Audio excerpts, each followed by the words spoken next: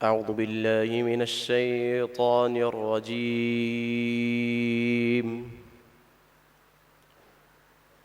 بسم الله الرحمن الرحيم.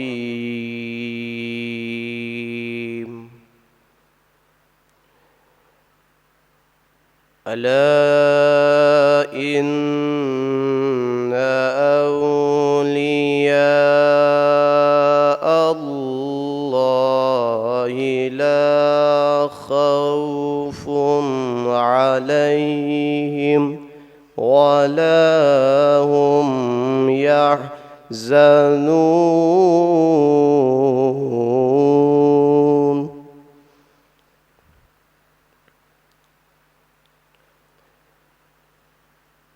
الذين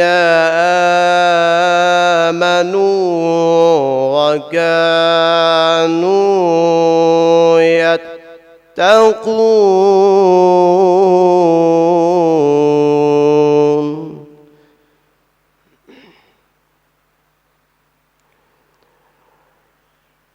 لهم البشرى في الحياة الدنيا وفي الآخرة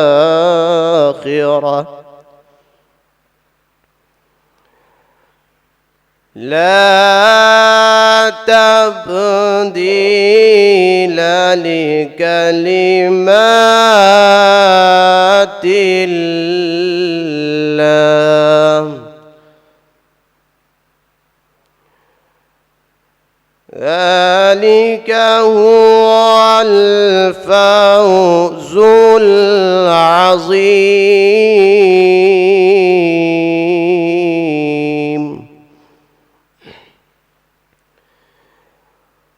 ولا يحزنك قولهم إن العزة لله.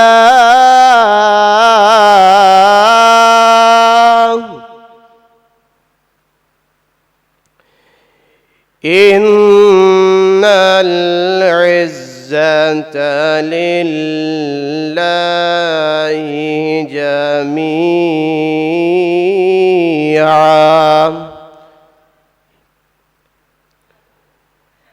هو السميع العليم. صدق الله العلي العظيم. أعوذ بالله السميع العليم من الشيطان اللعين الرجيم. بسم الله الرحمن الرحيم. الحمد لله رب العالمين والعاقبة للمتقين والجنة للموحدين والنار للملحدين والصلاة والسلام على سيدنا ونبينا بالقاسم محمد. اللهم صل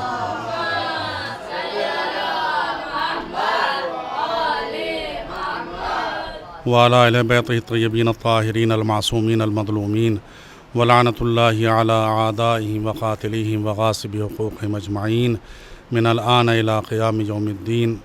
أما بعد فقد قال الله الحكيم في كتابه الكريم وهو أصدق القائلين وقوله الحق. بسم الله الرحمن الرحيم.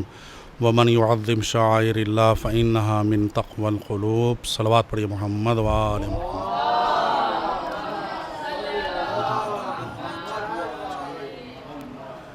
عزیزان گرامی، مجلس کا عنوان ہے کربلا ہم سے کیا چاہتی ہے، یعنی کربلا کا ہم سے کیا مطالبہ ہے، اور اس کو صرف کسی ایک جملے میں یا کسی ایک بات میں سمیٹا نہیں جا سکتا کہ کربلا ہم سے کیا چاہتی ہے. کربلا کے مطالبے ہم سے بہت کچھ ہیں، اور وہ مطالبے اگر ہم کو دیکھنا ہے تو ہمیں خود کربلا اور کی جنگ اور اس سے پہلے کے حالات اور پھر کربلا کے بعد کے حالات کو دیکھنا ہوگا کہ کربلا نے کیا کیا مطالبے کیے تھے اور کس کس باتوں تک کربلا نے اس قوم کو پہنچایا، اور کربلا کے بعد قوم کی، فرقے کی، مذہب کی کتنی ترقی ہوئی. کربلا ہم سے کیا چاہتی ہے؟ سب سے پہلی بات اس سلسلے میں عرض یہ کرنا ہے کہ جہاں ہر تحریک کے دوست ہوتے ہیں، چاہنے والے ہوتے ہیں، حامی ہوتے ہیں، وہیں ہر تحریک کے دشمن، اس کو مٹانے والے بھی ہوتے ہیں۔ اگر ہم یہ پہچاننا چاہتے ہیں کہ اس تحریک کا حامی کون ہے، دوست کون ہے، اس سے محبت کرنے والا کون ہے، اگر ہم یہ چاہتے ہیں کہ ان کو پہچان لیں، تو اتنا ہی ہمارے لیے ضروری ہے کہ اس تحریک کا سدباب کرنے والا، رکاوٹ ڈالنے والا، اس کو ضرر نقصان پہنچانے والا، اس کے پر دشمنی کرنے والا کون ہے، اس کو بھی ہم پہچانیں۔ اور جب بھی کسی بھی تحریک کا مخالف یا دشمن سامنے آتا ہے اور قوم سے یا قوم کے افراد سے فائدہ اٹھانا چاہتا ہے، تو وہ قوم کی جہالت سے فائدہ اٹھاتا ہے۔ ہر دشمن، ہر عداوت رکھنے والا جب بھی فائدہ اٹھائے گا عوام سے، عوامی طبقے سے، تو انسان کی اور ہماری جہالت سے فائدہ اٹھائے گا، چاہے وہ سیاسی انسان ہو، سیاسی بندہ، سیاسی لیڈر۔ کیوں فائدہ اٹھاتی ہے؟ اس لیے کہ عوام بے خبر ہے ان قوانین سے جو ملک کے قوانین ہیں۔ کوئی بھی فائدہ اٹھائے گا وہ ہماری جہالت کے بنا پر۔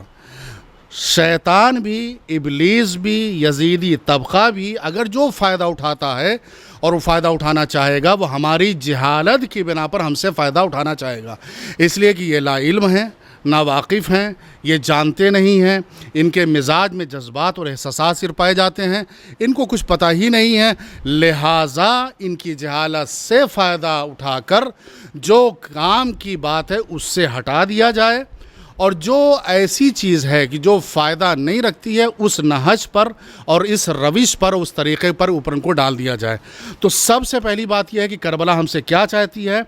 ہم سے یہ چاہتی ہے کہ ہم اپنے اندر سے جہالت کو دور کریں، اس لیے کہ جب جہالت ہوگی تو جہالت سے ہمارا دشمن اور ہمارا حریف ہم سے فائدہ اٹھائے گا، اور تاریخ ان واقعات سے بھری ہوئی پڑی ہے۔ اب ہم یہ دیکھیں کہ کربلا ہم سے چاہتی کیا ہے۔ کربلا کے واقعات میں ہم یہ دیکھیں کہ کربلا میں ہوا کیا تھا، کربلا کے وقت کے حالات کیا تھے۔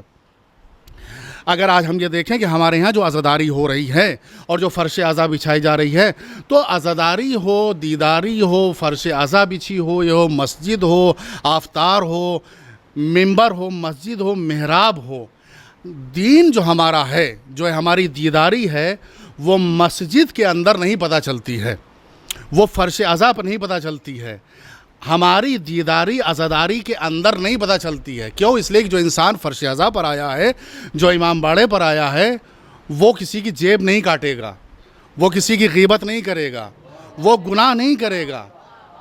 تو مجلسیں ہماری یہ نہیں بتاتی ہیں کہ ہمارے اندر دیداری کتنی پائی جاتی ہے، نہ ہماری مسجدیں بتاتی ہیں کہ ہمارے اندر دیداری کتنی پائی جاتی ہے۔ مسجد کے اندر کون جا کر جو ہے غیبت کرتا ہے، کون ایک دوسرے پر تہمت لگاتا ہے، کون گالم گلوچ کرتا ہے، کون جو ہے غلط باتیں کرتا ہے۔ مسجد کے اندر تو ہر آدمی شریف بنا بیٹھا رہتا ہے۔ عزاداری فرش عزا پر انسان آ گیا، شبیداری میں آ گیا، تو وہاں پر اتنا تو لحاظ کرتا ہے کہ نہیں، ہمیں یہاں پر یہ غلط کام یا گناہ کبیرہ نہیں کرنا چاہیے۔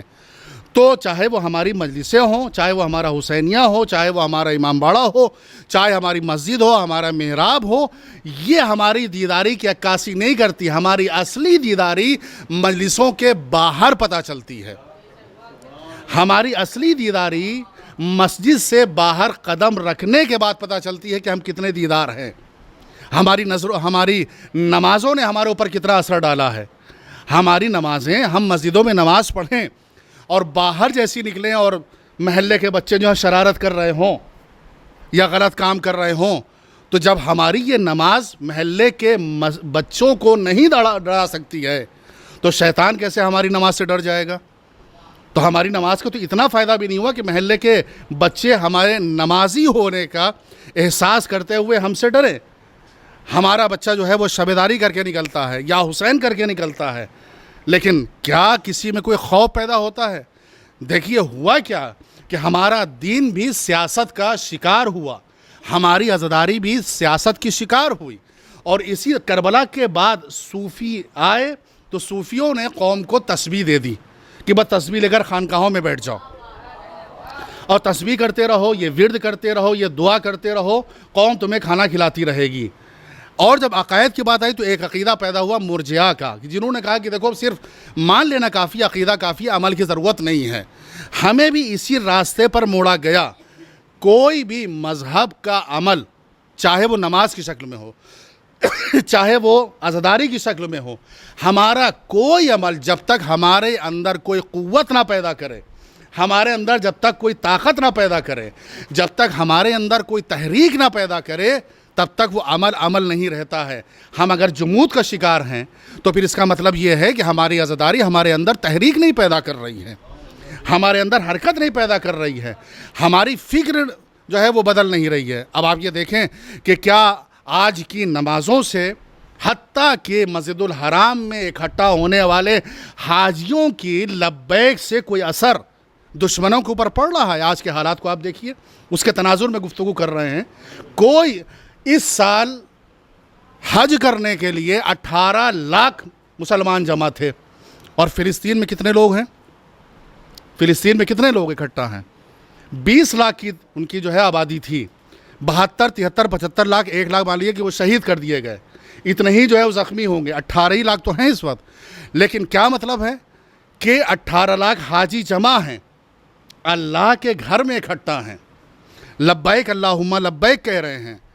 اور ملک مسلمان کتنے ہیں؟ 57۔ مجبور کتنا ہے مسلمان کہ یہ نمازی بھی ہے، یہ حاجی بھی ہے، یہ سب کچھ کر رہا ہے، لیکن غزہ اور فلسطین کے ایک بچے کو پانی نہیں پلا سکتا ہے۔ لیکن 57 حکمران کہہ رہے ہیں کہ 57 جہاں مسلمان حکومت ہے، اس میں اسلام کے ساتھ کھیل ہوا ہے۔ اسلام بعد رسول 2 طریقے کا چلا، ایک ادھر جدھر ولایت اور امامت تھی، اور ایک اسلام میں 2 نمبری افراد جیسے ہی آئے، گھسپیٹیا جسے گھسپیٹ کہتے ہیں، نقب لگانے والے، تو یہ چل پڑے، اور وہ اسلام آج تک ہے۔ ہم اس بات پر خوش ہو جاتے ہیں کہ وہ فلاں جو ہے منسٹر ہو گئے ہیں، وہ مسلمان ہیں۔ ارے جب مسلمان ہیں، کب وہ منسٹر ہونے کے بعد کہتے ہیں کہ ہم اسلام ملک میں لائیں گے؟ کون حکمراں یہ کہتا ہے کہ ہم اسلام کو لے کر آئیں گے؟ ہم اس پر خوش ہو جاتے ہیں کہ اتنے جو ہے لوگ مسلمان ہیں، ہم اس پر جو ہے واہ واہ کرنے لگتے ہیں کہ اتنے لوگ جو ہیں حکمراں جو ہیں وہ جو ہیں پابند ہیں، کس کے جو ہیں وہ کلمہ بھی پڑھتے ہیں، وہ نماز بھی پڑھتے ہیں، وہ افطار بھی کرتے ہیں، وہ روزہ رکھنے کے لیے آتے ہیں۔ تو پھر ہم دیکھیں کہ ایسا کیا ہے کہ سب کچھ ہے لیکن ان کے اندر کوئی قوت نہیں پائی جاتی ہے، ان کے اندر کوئی طاقت نہیں پائی جاتی ہے، یہ ایک مظلوم کے لیے حمایت میں آواز نہیں اٹھا سکتے ہیں، ظالم کے خلاف کوئی آواز نہیں اٹھا سکتے ہیں۔ تو اس کا مطلب یہ ہے کہ ان کا مذہب ان کے اندر کوئی تحریک نہیں پیدا کر رہا ہے، ان کے اندر کوئی قوت نہیں دے رہا ہے۔ ان کا جتنا بھی مذہب ہے وہ صرف زبان تک ہے۔ کہیں ہمارے ہاں بھی تو ایسے نہیں ہوا کہ جتنے بھی عزاداری ہو رہی ہے وہ صرف زبان تک ہے۔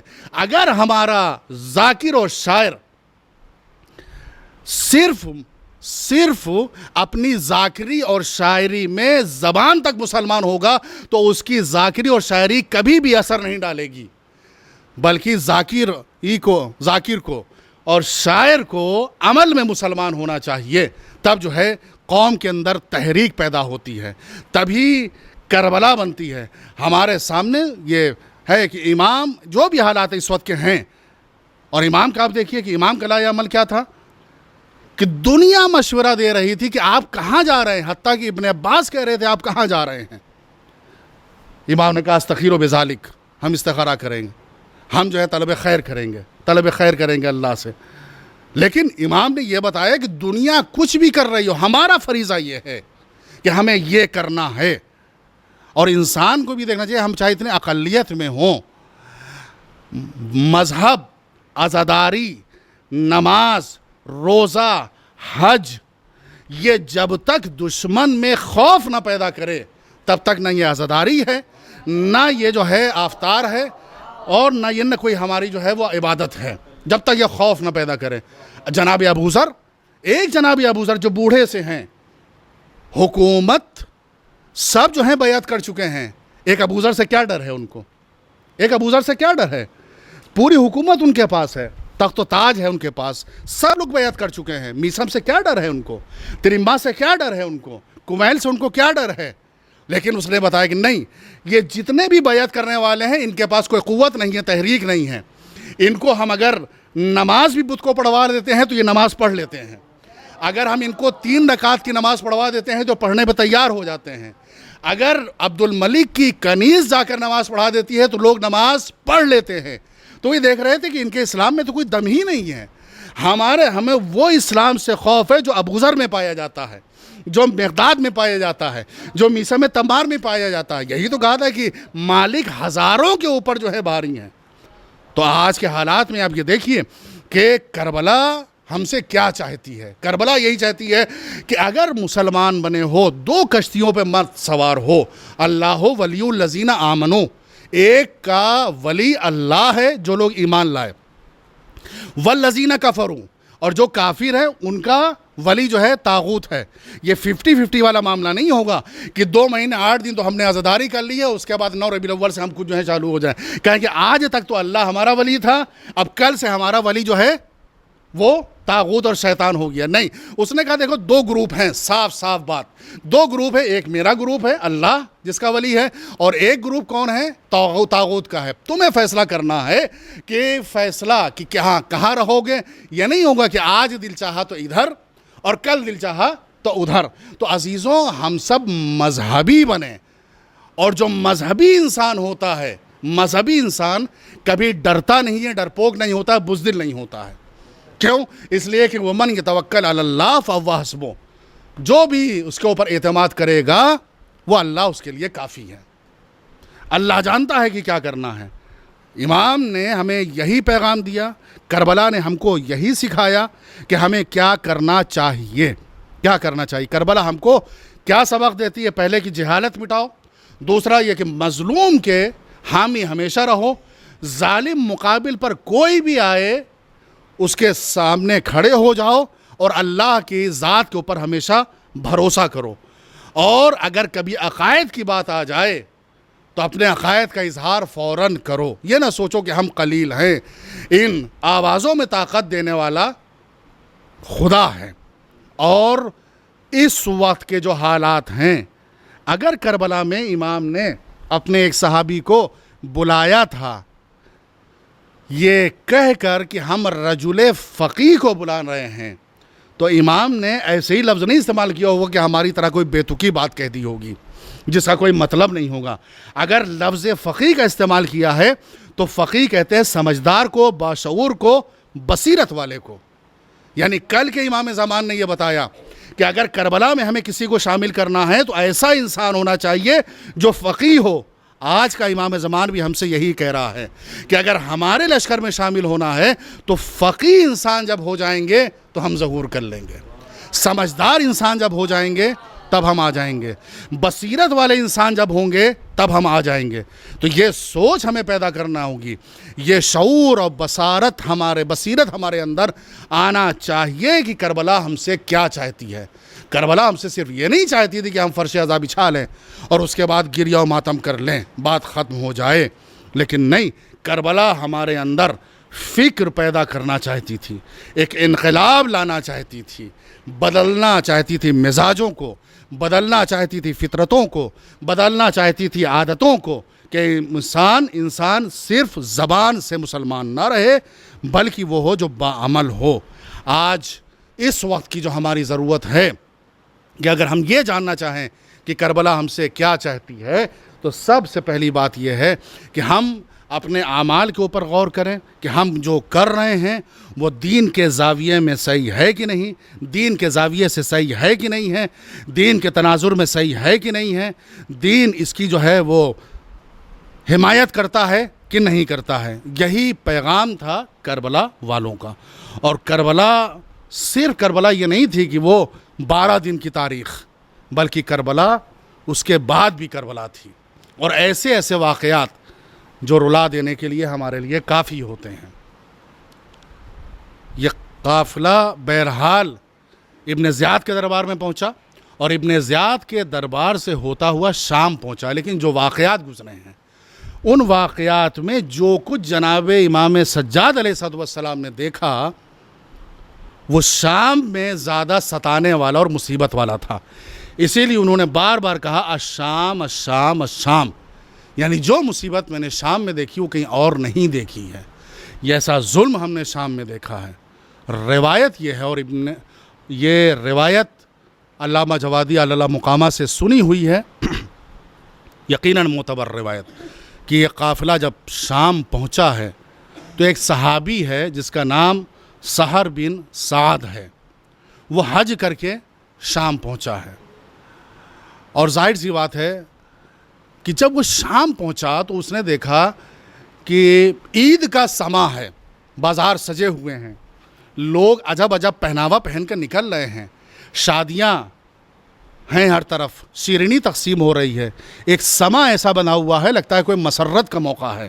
وہ چونکا کہ آخر خلیفہ یہاں پر رہتا ہے، اور اس وقت یہاں کے حالات کوئی عید تو نہیں ہے، ایسی کوئی خوشی کا موقع تو نہیں ہے، کوئی مسرت کا موقع تو نہیں ہے، لیکن کیوں ایسی یہاں پر شادمانیاں جو ہیں بجائی جا رہی ہیں، کیوں یہاں پر قہقہے لگائے جا رہے ہیں، کیوں یہاں پر یہ بازار آراستہ کیا جا رہا ہے؟ تو اس نے ایک شخص سے پوچھا کہ بتاؤ آج آخر ایسا سما کیوں ہے، ایسا منظر کیوں ہے کہ عید کا دن نہیں ہے لیکن مجھے لگ رہا ہے کہ جیسے عید کی ایسی خوشیاں ہو رہی ہیں؟ تو اس شامی نے جواب دیا کہ ایک قافلہ یہاں پر آیا ہوا ہے، وہ قافلہ ایسا ہے جو کربلا سے آیا ہے اور کوفے سے آیا ہے۔ یہ سہر بن سعد اس ساتھی کو لے کر اس قافلے کے پاس گئے، تو سہر کا بیان ہے میں نے دیکھا کہ کچھ سر ہیں جو نیزوں پر بلند تھے، اور ساتھ ساتھ میں کچھ بیبیاں تھیں جو بے مخنو چادر تھیں، جن کے پردے کا انتظام نہیں تھا، وہ اپنے بالوں سے پردہ کیے ہوئے تھیں۔ میں نے دیکھا ایک نحیف لاغر کمزور ایک جوان جو ہے وہ ایک اونٹ پر بیٹھا ہوا ہے۔ مجھے ابھی تک کچھ سمجھ میں نہیں آیا تھا کہ ہوا کیا ہے، لیکن چونکہ خواتین سے میں بات نہیں کر سکتا تھا تو میں اس جوان کے پاس گیا جو سر جھکائے ہوئے بیٹھا ہوا تھا، چہرے سے نقاہت ٹپک رہی تھی، کمزوری ٹپک رہی تھی۔ میں اس کے پاس گیا، میں نے کہا بھائی تم کون ہو اور کہاں سے آئے ہو؟ تو اس نے کہا ہم مدینے سے آئے ہیں۔ کہا جیسے ہی ہم نے مدینے کا نام سنا، کہا مدینے سے آپ آئے ہیں؟ مدینہ تو پیغمبر کا وطن ہے۔ کہا تم پیغمبر کو جانتے ہو؟ کہا ہاں میں تو صحابی ہوں پیغمبر کا، میں صحابی ہوں۔ تو اس جوان جو بیٹھا ہوا تھا اس نے مدینے کا جیسی نام سنا، کہا ہم مدینے کے جس کا تذکرہ کر رہے ہو ہم اسی آل رسول میں سے ہیں، آل رسول میں سے ہیں۔ اور مجھے ایک تعجب ہوا ہے، تعجب کہ جب تم سحر میرے پاس آئے تو تم نے آنے کے بعد مجھے سلام کیا۔ ارے آج کتنے دن ہو گئے ہیں کہ جتنے دنوں میں کسی نے مجھے سلام نہیں کیا، یہ تم پہلے انسان تھے کہ جس نے تمہیں سلام کیا ہے۔ بھائی بتاؤ کیا بات ہے؟ کہا کہ ہم صحابی تھے اور انہوں نے کہا کہ ہم آل رسول میں سے ہیں۔ کہا آل رسول میں سے ہیں تو یہ بیویاں کون ہیں؟ کہا یہ ہمارے اہل حرم ہیں، ہمیں کربلا سے بے مخنو چادر کر کے ان بیویوں کو لایا گیا ہے۔ کہا میں ان خواتین کے پاس بڑھا، اس میں دیکھا ایک معظمہ ہے، ان کو میں نے سلام کیا، اور انہوں نے جواب سلام دینے کے بعد پوچھا تم کون ہو؟ کہا ہم مدینے سے آئے ہیں یہاں پر اور صحابی رسول ہیں۔ بی بی اگر مجھ سے کوئی مطالبہ ہو تو بتا دیجئے، میں پورا کرنا چاہتا ہوں، میں صحابی رسول ہوں۔ تو ان معظمہ نے کہا کہ اگر کوئی چادر ہو تو مجھے کوئی اڑھا دو، بے مخنو چادر یہاں پہ رہ نہیں جاتا۔ یہ سحر کا بیان یہ ہے کہ میں حج کر کے آیا تھا، میرے پاس احرام تھا، میں نے اپنے احرام کو نکالا اور بی بی کی طرف بڑھا دیا کہ اسے آپ اوڑھ لیجئے، آپ کا پردہ ہو جائے گا۔ جیسے ہی میں نے احرام کو آگے بڑھا ویسے ہی سمر تازیانہ لے کے آگے بڑھا، خبردار تم جو ہے چادر کو ہاتھ مت لگانا، اے زینب تمہیں بے مخنو چادر یزید کے دربار میں جانا پڑے گا۔ زینب یہ صدا سن کر سر جھکائے کھڑی ہوئی تھی اور دربار میں جانے کے لیے تیار ہو رہی تھی۔ کربلا میں ساری دولت لٹا گئے ہیں حسین، کربلا میں ساری دولت لٹا گئے ہیں حسین، چاند تاروں کو زمین میں چھپا گئے ہیں حسین کربلا میں ساری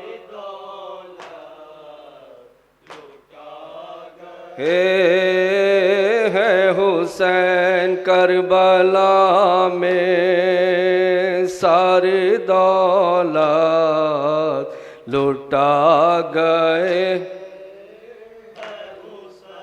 رخ بدلتی ہوئی ہواؤں میں تیغ و تیروں سینا کی چھاؤں میں دیکھ سردی نے پیمبر بچا گئے ہیں حسین کربلا میں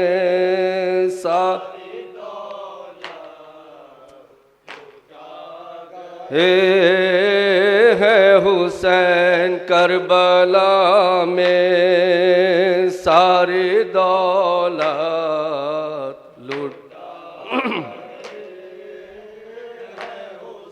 کہ پیکار غم شاہ مدینہ تھا قتل اکبر سے چلنی سینہ تھا کربلا میں کتنے صدمے اٹھا گئے ہیں حسین کربلا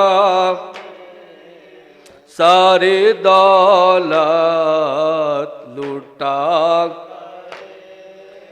ہے حسین کربلا میں ساری دولت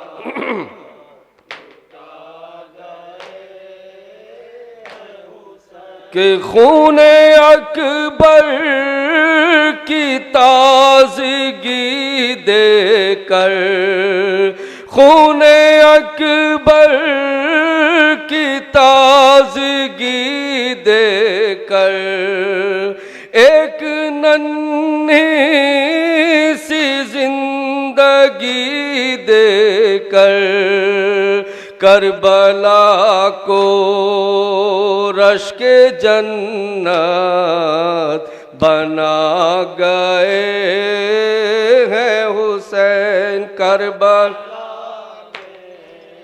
ساری دولت لٹا گئے ہیں حسین کربلا ساری دولت لٹا گئے حسین اشک خون کیوں مجھے رلاتے ہو اشک کیوں خو ہمیں رلاتے ہو ظلم کرتے ہو کیوں ستاتے ہو میں نبی کا ہوں نواسا بتا گئے ہیں حسین کربلا ساری دولت لٹا گئے ہیں حسین کربلا میں ساری دولت لٹا گئے کہ خون روتا ہے آہ بھرتا ہے تیرا ماتم زمانہ کرتا ہے درد غم بن کے رگوں میں سما گئے ہیں حسین کربلا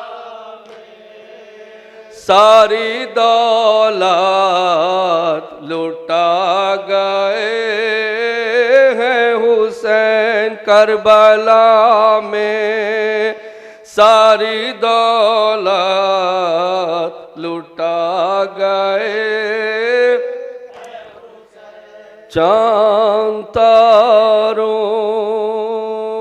کو زمین میں چھپا گئے ہیں حسین یا حسین یا حسین یا حسین یا حسین یا حسین یا حسین